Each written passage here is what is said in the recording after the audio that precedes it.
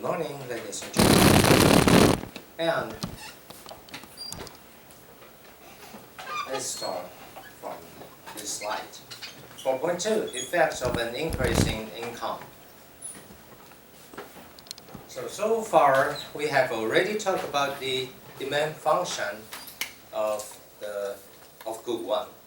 So denoted by Q1 star, and as you know, Q1 star is a function of P1, P2, and Y, the price of good 1 and good 2, and your income, Y. So for P1, when P1 changes, when the price of good 1 changes, the quantity demanded of good 1, of course, will be affected, right? So the higher the price, the lower the quantity demanded, which we call it as a law of, actually the law of demand, the law of demand.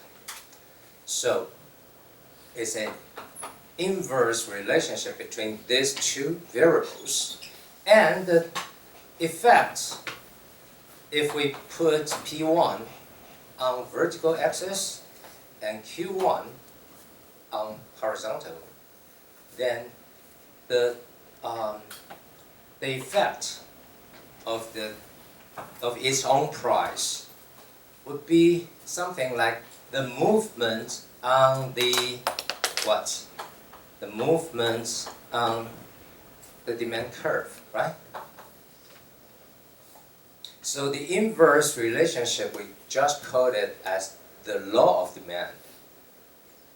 But the effect of the change in P2 or Y income is actually look like the shift of the whole curve, right?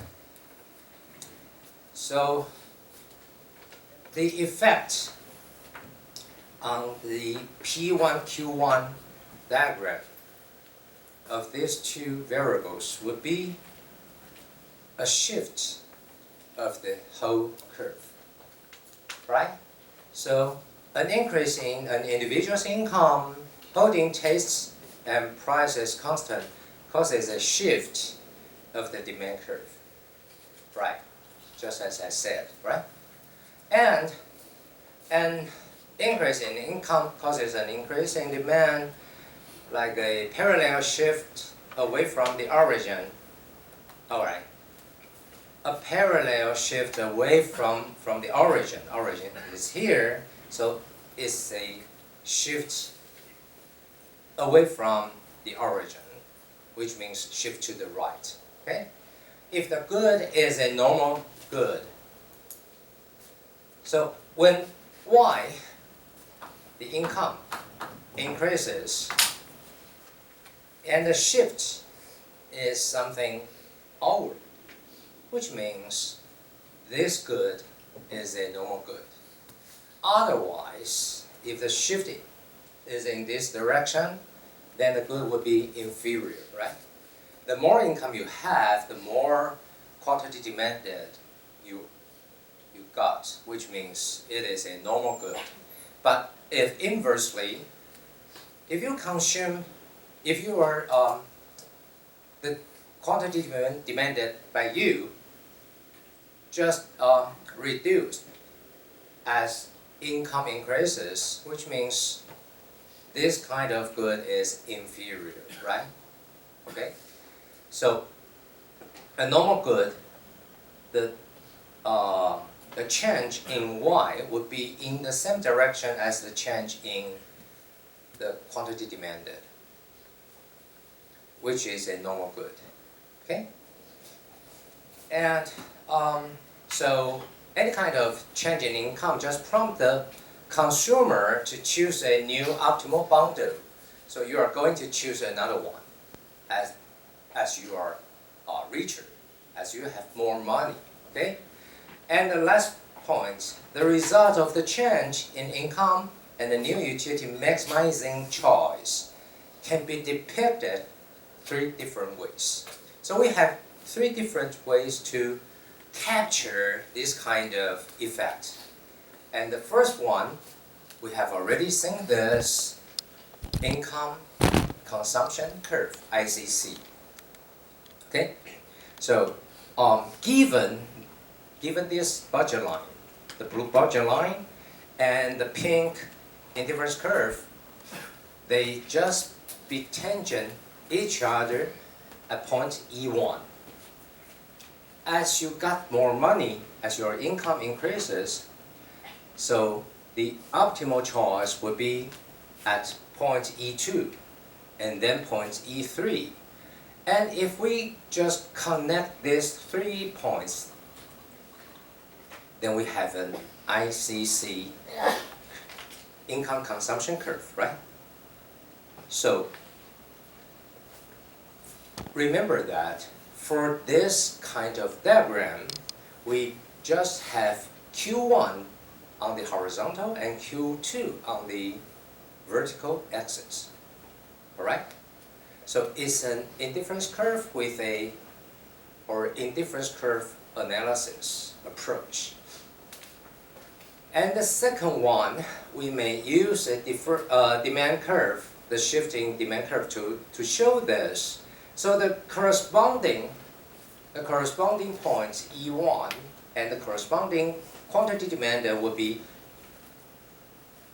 as depicted on your slide is 26.7. Okay, so actually the number is not important. We just want to show you that E1, E2, and E3. But when the change, the variable we are examining, or we're just checking, is the income.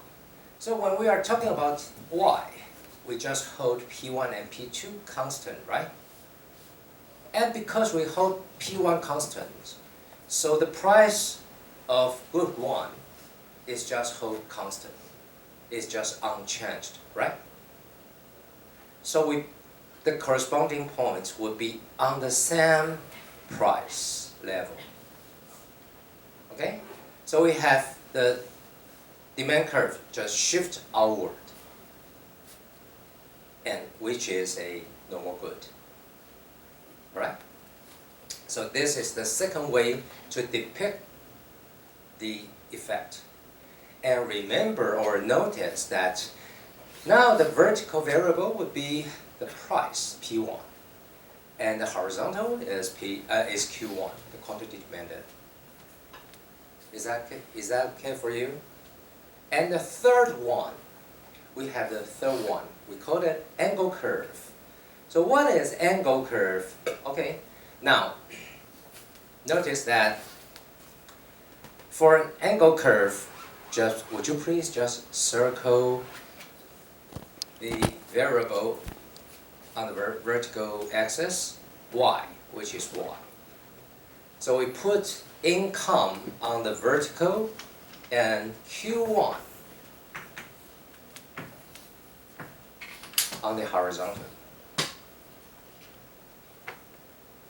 So in this case, when your income is Y1, you got Q1.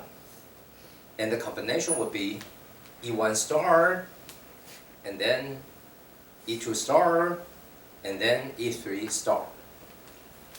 So you have a positive sloping curve here. Okay?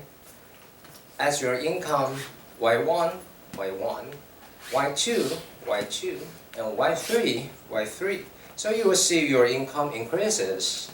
As your income increases, the consumption or the quantity demanded of Q1, good one, increases as well, right? So it's a positive relationship between Q1 and Y, which is again a normal good, right? And we call this kind of curve by angle curve. Angle curve. So we have these three ways to show or to depict or to capture the effects of an increase in income.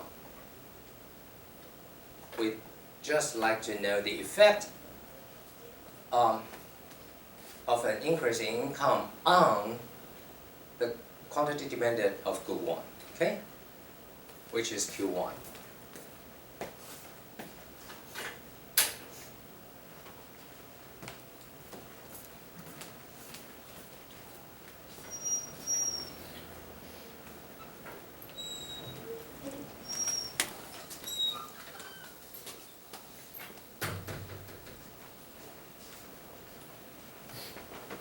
So let's review this slide again. We have three ways, and the first one is an income consumption curve, ICC. Okay, it's an indifference curves and budget lines. And the second one is the outward shift in demand curve. So it's P1, Q1. And the last one is Y versus Q1. And we call this kind of curve as an angle curve. Right? Any question here? Yes. What is the difference between angle curve? Louder, please. What is the difference between angle curve and Marshall curve? I don't quite know what you mean by Marshall curve. So would you please just give me an example of Marshall curve? Like We have Marshallian demand curve. okay, Marshallian curve. Yeah, but it's just demand curve. So this is Marshallian demand curve. Okay. And later on, I'm going to introduce Hickshan demand curve to you. So it's actually two different concepts. Okay, any other questions?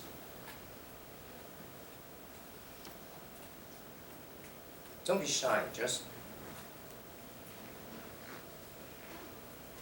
raise your questions.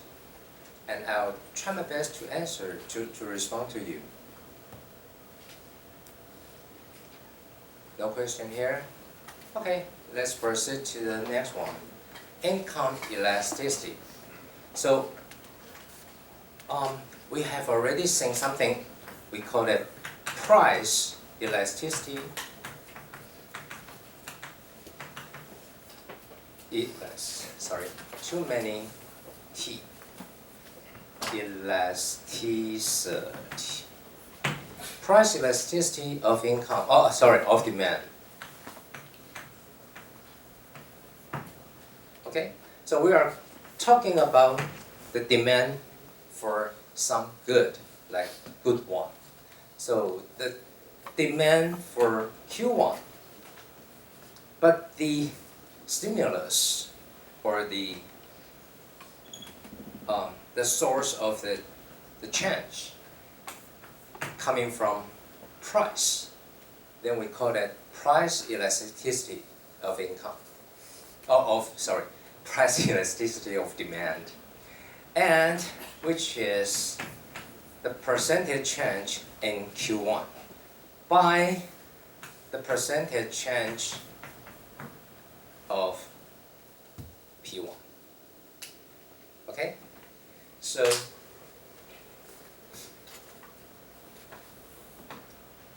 this is the source. This is the source of the change. And because P1 changes, so Q1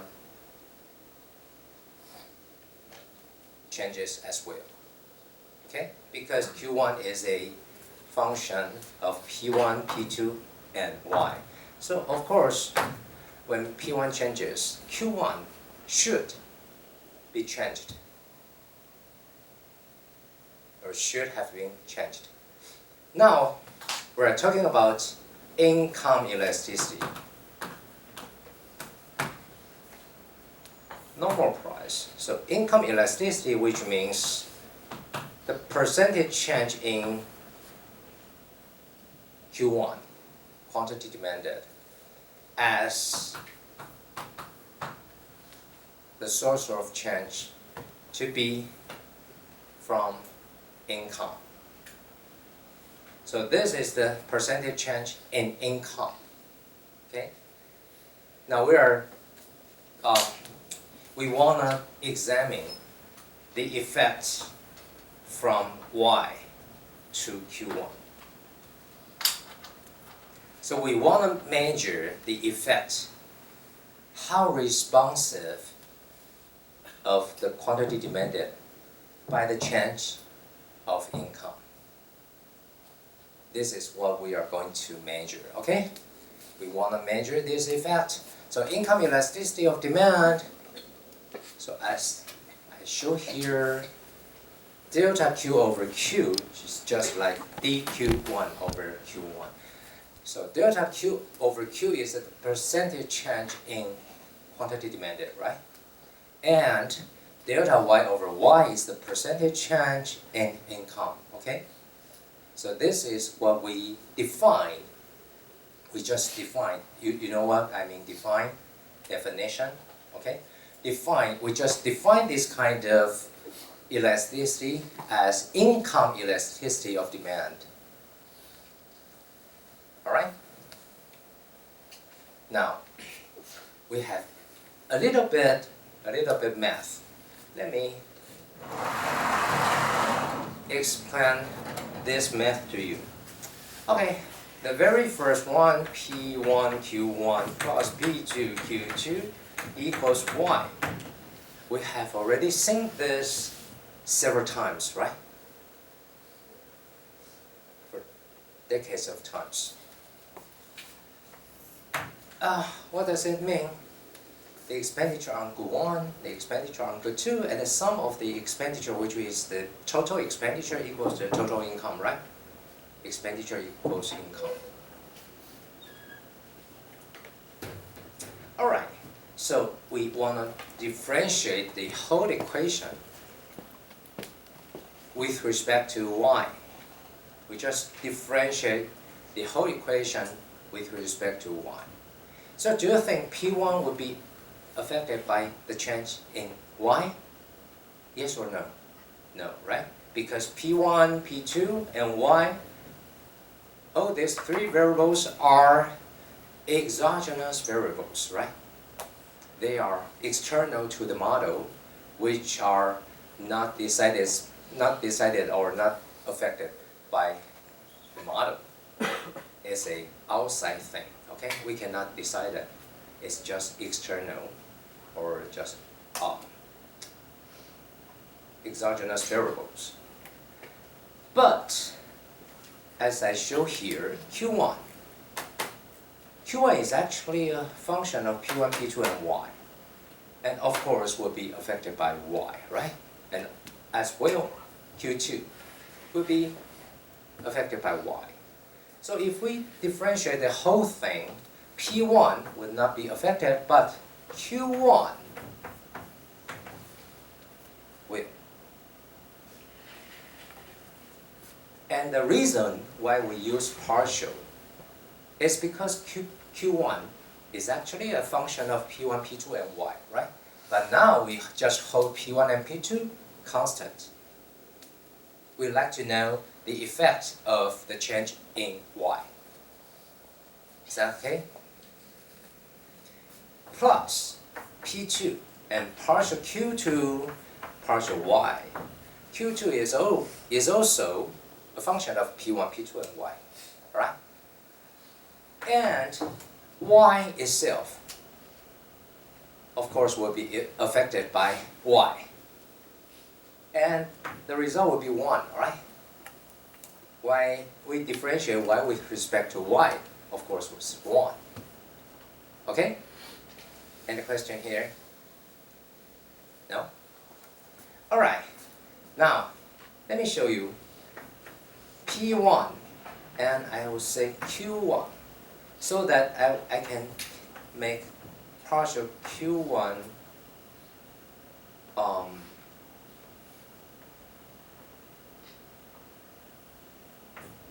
Q1. because they can be cancelled, right? Q1 and Q1. And partial y, when I make a y here, I need to give it a y here, right? Is that clear?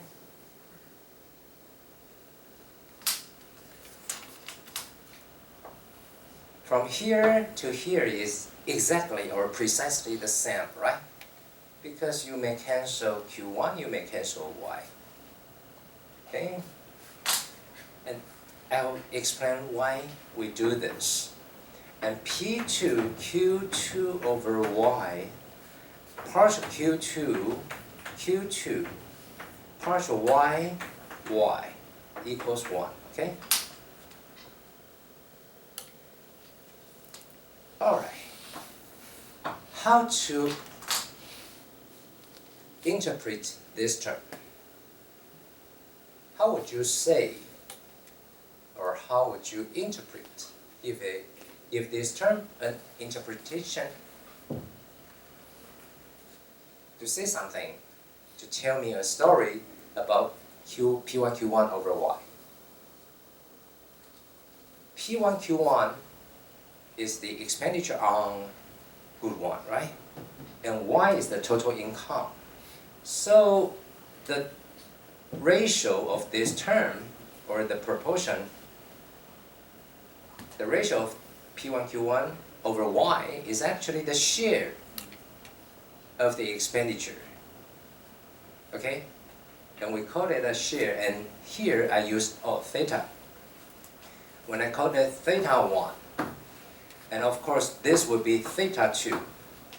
So what do you think theta 1 plus theta 2?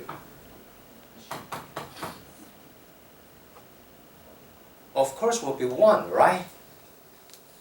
It would be 1. Okay? This plus this. And you see P1, Q1 plus P2, Q2 equals y, so it must be 1. So for example, you spend your money, say 30% of your money on good one. And of course, the remaining 70% would be on Q2, right? If it is 40%, it must be 60%. Okay? So the percentage would be a share. So how's the share of your income will be spent on good one, which is theta 1 and theta 2. Is that clear? And the percentage change in good one over the percentage change in in y is actually a what? Income elasticity, right? Of good one. So this is the elasticity, income elasticity, and this is another income elasticity of good two. So we have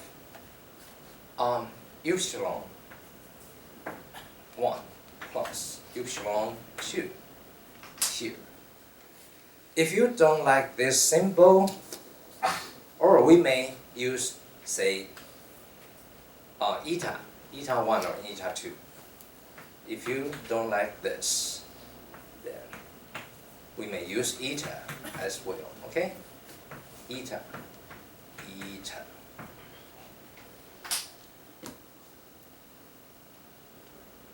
It's just a notation,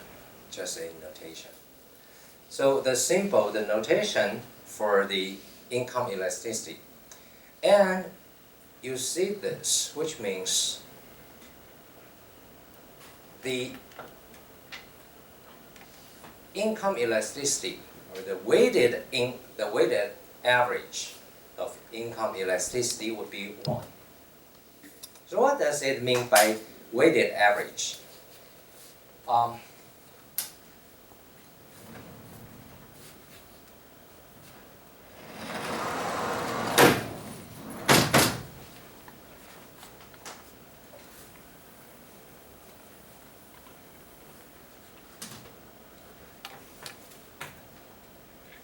1/2 eta 1 plus 1/2 eta 2.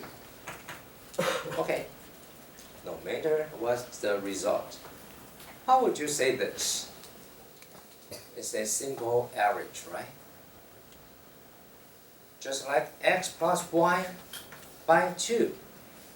This would be the simple average of x and y.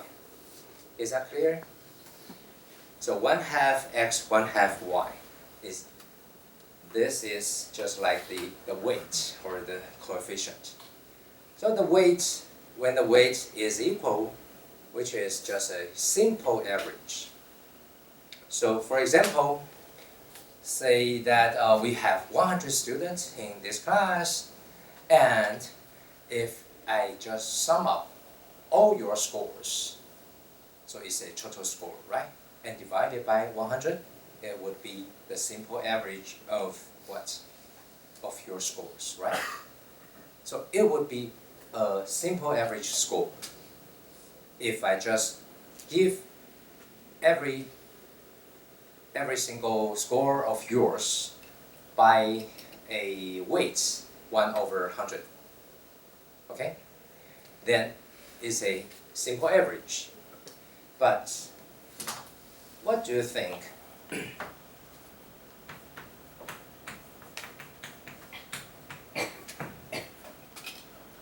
This is also a kind of average, but we call it a weighted average.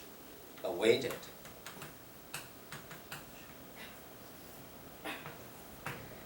And we just give x a higher weight, or right?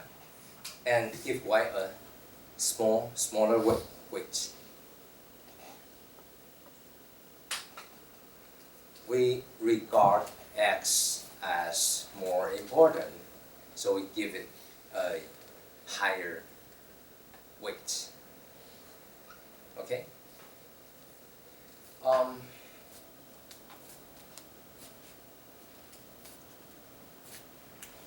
Do we have?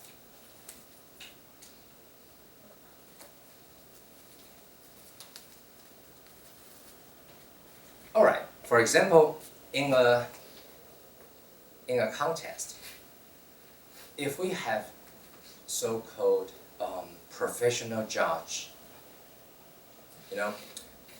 there are so many TV shows, and just like singers competing with each other, they wanted to. It's like a competition, like a tournament. We just want to choose who is the best one, the best singer, and we invite, say, 5 or 4 or 6 professional judges, and also we have audience, right? We have audience, and the audience can also vote for their favorite singers.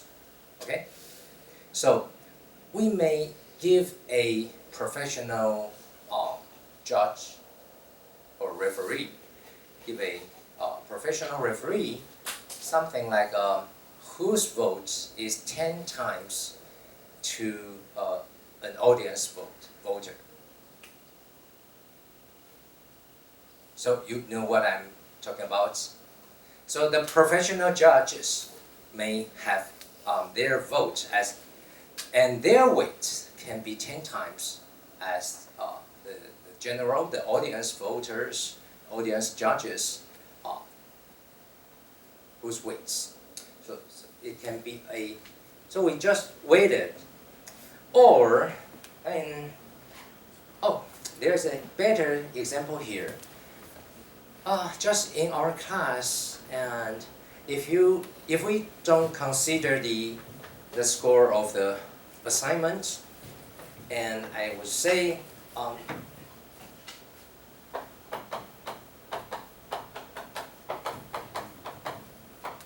your final score is decided by this formula without taking into account the assignment.